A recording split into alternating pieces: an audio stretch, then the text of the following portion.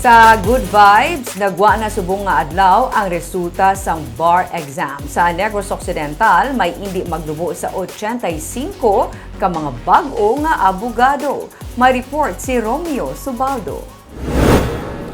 Duha ka tuig ang ginulat sa mga bar takers sa sining nga tuig para makakuha sang exams bangod sa pandemic. First time yung patigayon ng exam sa Bacolod City, kag first time man nga online ang exams. Gani matapos ang exams, todo suporta ang mga pamilya, abiyan kag schoolmates sa pagwa nila sa University of St. Lasal nga among venue para sa bar exams.